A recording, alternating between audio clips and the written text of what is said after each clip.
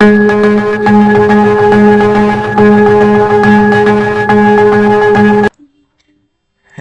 Students, welcome back to your channel other technologies answers.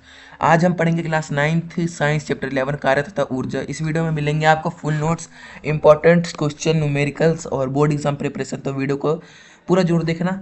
फिर video को शुरू करते हैं बिल्कुल आसान भाषा में।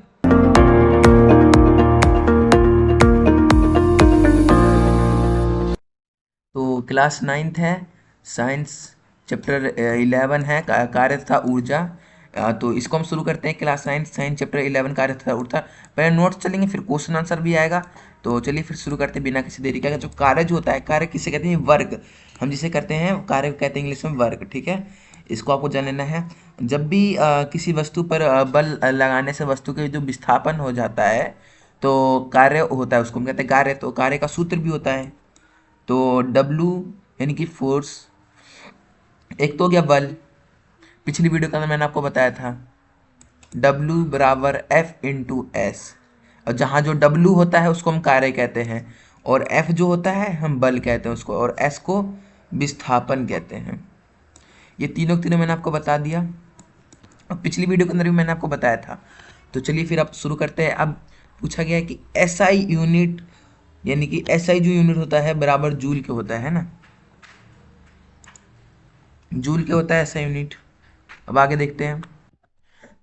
अब देखते हैं दूसरा, धनात्मक एवं ऋणात्मक कार्य। धनात्मक जो कार्य होता है जब बल और विस्थापन एक ही दिशा में हो, और जो ऋणात्मक होता है जब बल और विस्थापन विपरीत दिशा में हो। ऊर्जा यानी एनर्जी जो होता है, कार्य करने की क्षमता को ऊर्जा कहते हैं। ऐसा यूनिट बराबर जूल हो गया, इसका एग्जाम्पल है ये। ऊर्जा के प्रकार, इसके अंदर आगे ऊर्जा का प्रकार यानी गतिज ऊर्जा को गति के कारण प्राप्त हो ऊर्जा, जिसे हम कहते हैं गतिज ऊर्जा। इसका सूत्र भी होगा, सूत्र देख लो। के ई बराबर हाफ mv²। M1 और M2 और V जो है ये यहीं पे लिखा हुआ है, यहाँ पे M1 है।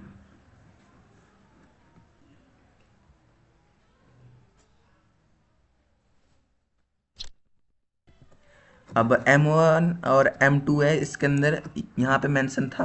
अब आगे देखते हैं। स्थिर ऊर्जा, पोटेंशियल एनर्जी, स्थिति के कारण प्राप्त ऊर्जा।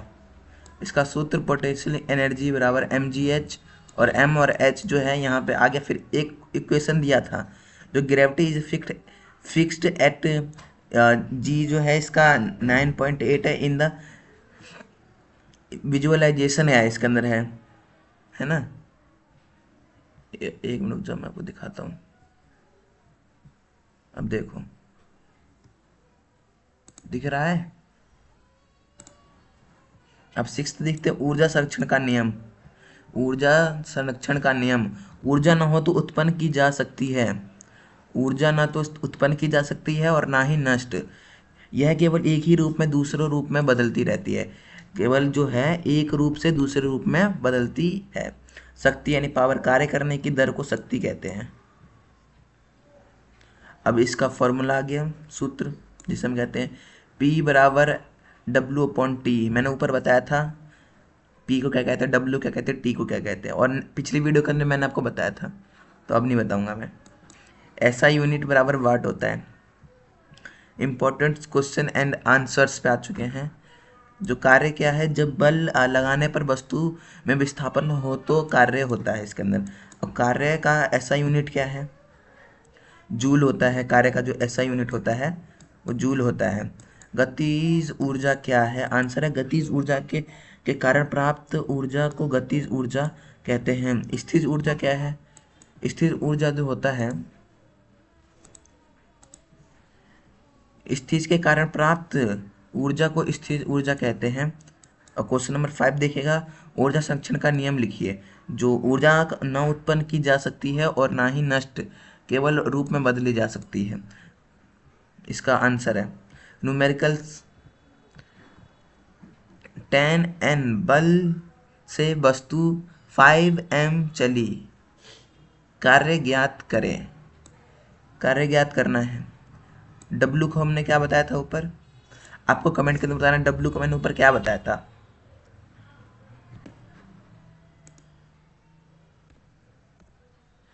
डब्लू को मैंने यहाँ पे देख सकते कार्य बताया था, और एफ को बल, और एस को विस्थापन।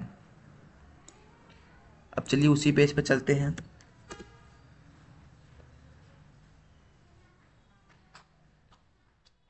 अब देखिए डब्लू जो था उसके बराबर इसका फॉर्मूला है, एक तो फॉर्मूला मैंने आपको ऊपर बताया था फॉर्मूला, वही फॉर्मूला हमने ऊपर यहाँ लगाया, एफ इंटू एस, जो कि 10 आ गया यहाँ से, एन हमने निकाला, जो फोर्स जो था 10 था, और इंटू एस। तो डियर स्टूडेंट्स जो इसका एस था यानी विस्थापन वो 5 था, है ना। तो इन सबको जब हमने इंटू करा तो फिर 50 जूल आ गया, जो कि जब भी हमने 10 इंटू 5 करा तो 50 जूल आ गया, आंसर 50 जूल हो गया यहाँ पे। तो अब क्वेश्चन नंबर 7 देखेंगे। 2 kg वस्तु में 4 मीटर पर सेकंड की गति से चली रही है। 2 kg वस्तु जो है 4 मीटर पर सेकंड की गति से चल रही है। गतिज ऊर्जा ज्ञात करना है इसके अंदर, गतिज ऊर्जा। काइनेटिक एनर्जी बराबर हाफ इंटू 2 है। ये मैंने आपको एक सूत्र बताया था, ये सूत्र हाफ इंटू 2। जब हमने 2 यहाँ से लिया, जो 2 था यहाँ लिया काइनेटिक एनर्जी के अंदर, फॉर्मूला के अंदर डाला, और 4 और स्क्वायर लगा दिया मीटर पर सेकंड, स्क्वायर लगाया। तो जब भी हमने इसका इंटू करा तो 8 आया, 4 इंटू 8, और जब स्क्वायर लगा हुआ था तो 8 स्क्वायर लगाया, यानी कि 8 का जो स्क्वायर होता है 16 होता है, तो इसलिए इसका आंसर 16 जूल आया। मोस्ट एक्सपेक्टेड क्वेश्चन 2026 के लिए बहुत इंपॉर्टेंट है। कब कार्य शून्य होता है? जब वस्तु में विस्थापन नहीं होता या बल और विस्थापन के बीच कोण 90 डिग्री हो। उदाहरण के लिए जब दीवार को धक्का देना लेकिन दीवार ना हिलना, इसका उदाहरण हो गया।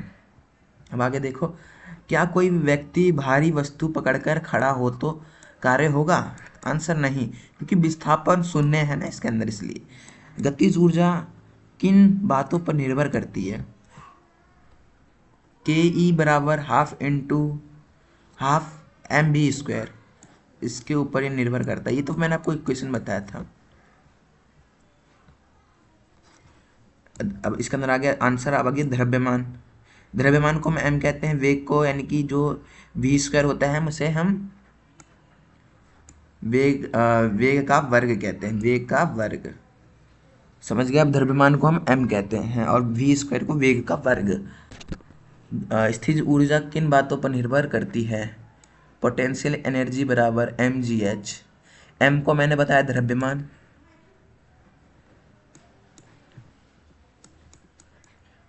Gravity is fixed at G बराबर 9.8 इन दिस विजुअलाइजेशन, और आंसर इसका द्रव्यमान, ऊंचाई और गुरुत्व त्वरण। जिसको समझ में नहीं आ रहा वो कमेंट के अंदर पूछ सकते हैं, नेक्स्ट वीडियो उस पर ही आएगा, नेक्स्ट वीडियो उसी चीज़ पे आएगा, तो कमेंट के अंदर जरूर से जरूर पूछ लेना। एंड चैनल को लाइक एंड सब्सक्राइब जरूर से जरूर करना, क्योंकि ऐसे ही वीडियो आते रहते हैं इस चैनल पे। एक्सेलरेशन और रीजनिंग क्वेश्चन आ गए हैं। अब क्वेश्चन नंबर 5, एक्सेलरेशन जो है गतिज ऊर्जा वेग बढ़ने पर बढ़ती है। रीजन है गतिज ऊर्जा वेग के वर्ग पर निर्भर करती है। आंसर दोनों ही सही है, क्योंकि आर ए की सही व्याख्या करता है, आर ए की सही व्याख्या है। क्वेश्चन नंबर 6 देखिए,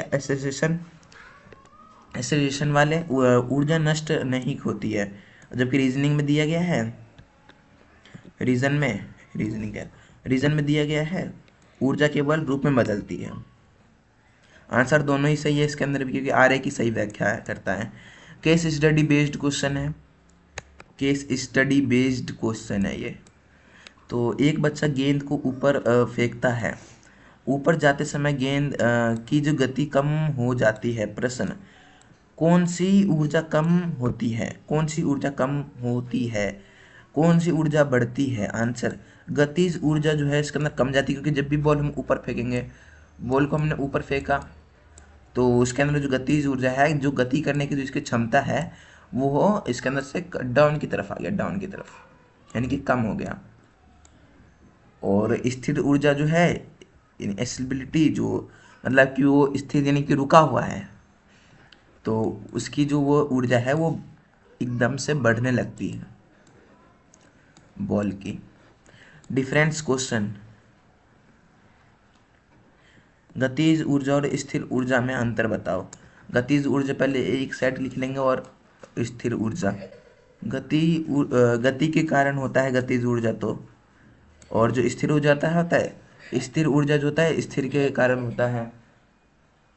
वस्तु के चलने पर भी होता है ये गतिज ऊर्जा, और ऊंचाई पर होने पर होता है ये। जब भी अभी मैंने आपको बताया बॉल जैसे हमने ऊपर फेंका, तो गतिज ऊर्जा जो है ये एकदम से इंक्रीज हो गया।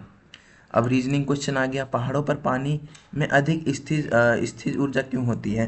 क्योंकि ऊंचाई अधिक होने से स्थिर ऊर्जा बढ़ जाती है। जैसे कि मैं आपको बताया, एक उदाहरण पहले ही मिल चुका है, बॉल जब भी ऊपर फेंका तो स्थिर ऊर्जा जो है इसके अंदर इंक्रीज हो गया, और जबकि जो स्थिर गतिज ऊर्जा थी वो कम हो गया।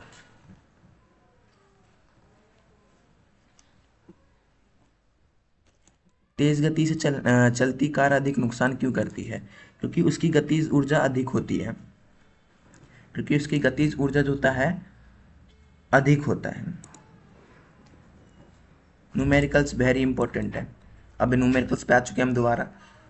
11 देखिएगा, 5 kg वस्तु को 10 मीटर ऊंचाई तक उठाया गया, स्थिर ऊर्जा ज्ञात करना है। तो जी बराबर 10 मीटर पर सेकंड स्क्वायर आ गया, सोल्यूशन है। पोटेंशियल एनर्जी बराबर mgh, जैसे कि 5 यहाँ पे दिया था 5 kg, तो 5 kg हमने यहाँ से यहाँ रख लिया, और इंटू 10 था, 10 मीटर की ऊंचाई से था तो 10 रखा, इंटू 10 जो कि जी था अपना, तो जी रखा। आंसर आ गया 5 जूल, 500 जूल मतलब कि। 12 देखिएगा, 20 जूल कार्य 4 सेकंड में किया गया, तो शक्ति ज्ञात करना है। सॉल्यूशन P बराबर W/T, तो 20/4 आ गया, जैसे हमने इसको काटा तो 5 आ गया। 3 मार्क्स एंड 5 मार्क्स क्वेश्चन आ गया। अब कार्य की परिभाषा लिखिए तथा इसका सूत्र लिखिए। W बराबर F/S इसका सूत्र है कार्य का। परिभाषा ये रहा, जब किसी वस्तु पर बल लगने से उसमें विस्थापन होता है तब कार्य होता है, तो उसको हम कार्य कहते हैं सीधा। कार्य बराबर बल इंटू विस्थापन। ऐसा यूनिट जो होता है इसका जूल होता है। गतिज ऊर्जा क्या है, इसका सूत्र लिखिए। तो काइनेटिक एनर्जी बराबर हाफ mv², m1 और m2। आंसर आ गया। इसके अंदर गति के कारण प्राप्त ऊर्जा को गतिज ऊर्जा कहते हैं। यह जो है वस्तु के द्रव्यमान और वेग पर निर्भर करती है। जो स्थिर ऊर्जा जो होता है क्या है उसके अंदर वो बताना है आपको, उदाहरण सही समझाना है इसके अंदर स्थिर ऊर्जा को। पोटेंशियल एनर्जी बराबर mgh।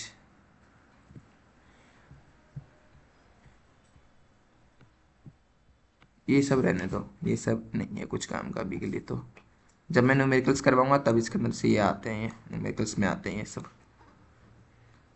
तो इसलिए भी इनको रहने दो। इस स्थिर या ऊंचाई के कारण प्राप्त ऊर्जा को स्थिर ऊर्जा कहते हैं। उदाहरण के लिए बांध में जमा पानी खींचा हुआ धनुष। HOTS question, high order thinking question आ गया। यदि किसी वस्तु की गति दोगुनी कर दी जाए तो गतिज ऊर्जा पर क्या प्रभाव पड़ेगा? सॉल्यूशन, काइनेटिक एनर्जी v² आ गया यहाँ पे। आंसर, वेग दुनी होने पर गतिज ऊर्जा 4 गुनी हो जाएगी। यदि वस्तु का द्रव्यमान दोगुनी कर दिया जाए तो गतिज ऊर्जा पर क्या प्रभाव पड़ेगा? गतिज ऊर्जा दोगुनी हो जाएगी, इसके अंदर यही प्रभाव पड़ेगा। डेली लाइफ बेस्ड क्वेश्चन आ गया है। क्रिकेट खिलाड़ी कैच लेते समय हाथ पीछे क्यों खींचता है? समय बढ़ाने के लिए, ताकि बल कम लगे और चोट ना लगे। इसका मेन यही है कि बल कम लगे और चोट ना लगे, यही है इसका मेन पॉइंट। तो ये पेपर के अंदर आएगा, 1 नंबर के अंदर आ सकता है।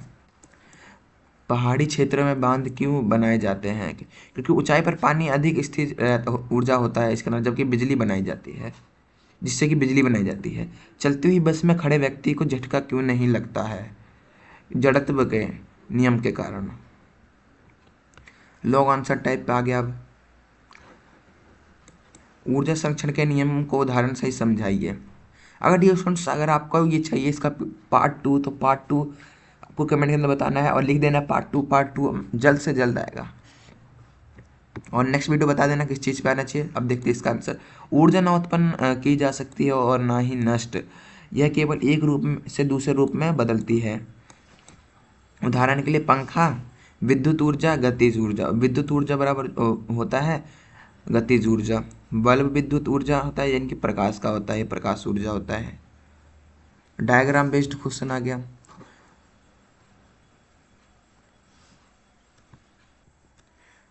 पेंडुलम में ऊर्जा परिवर्तन समझाइए। आंसर ऊपर स्थित ऊर्जा अधिक, नीचे जो होता है गतिज ऊर्जा अधिक होता है इसके अंदर। पेंडुलम में ऊर्जा लगातार बदलती रहती है इसके अंदर, है ना। अब आगे देखते हैं। Very important numericals. एक 4 kg वस्तु 5 मीटर पर सेकेंड गति से चल रही है, गतिज ऊर्जा ज्ञात करे। सॉल्यूशन है काइनेटिक एनर्जी बराबर हाफ इंटू फोर इंटू, यहाँ से हमने 4 ले लिया, यहाँ पे जो है हमने 4 ले लिया। जब भी हमने काइनेटिक एनर्जी करा, फिर हमने हाफ करा मीटर पर सेकंड आ गए यहाँ पे। जब भी हमने हाफ करा तो जैसे हमने इनका इंटू करा तो 20 आ गया।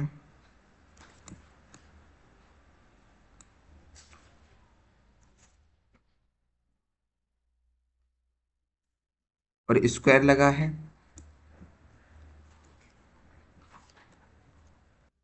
देखिए डियर स्टूडेंट्स, यहाँ पे मैं आपको समझाता हूँ कैसे हुआ ये इक्वेशन। बहुत इजी है।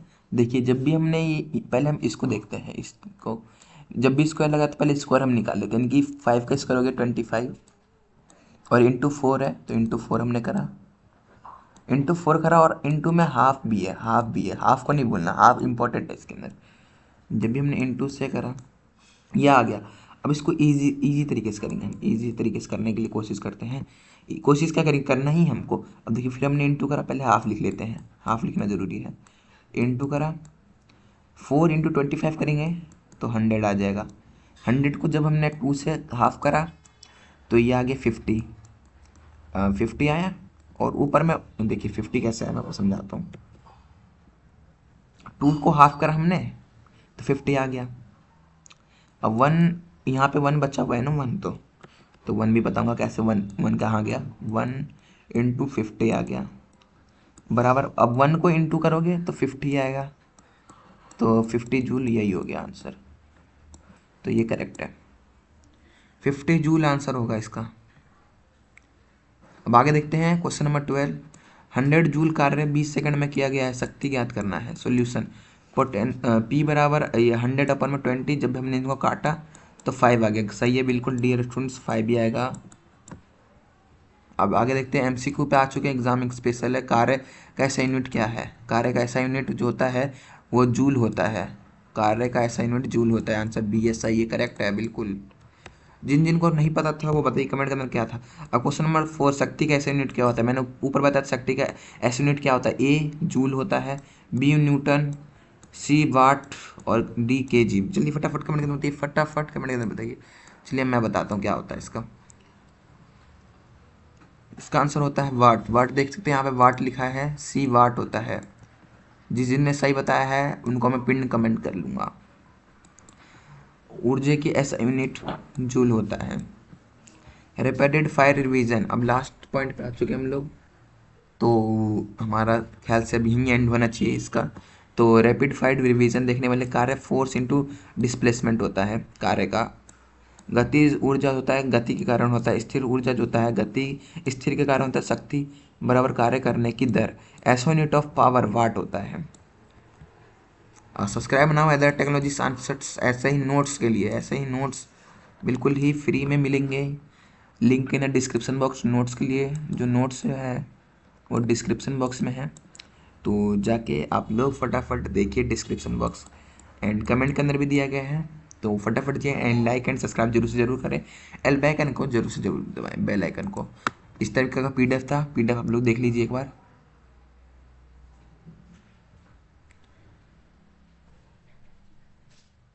PDF दिया स्टूडेंट बहुत ईजी था, जैसे कि मैंने आपको बताया भी।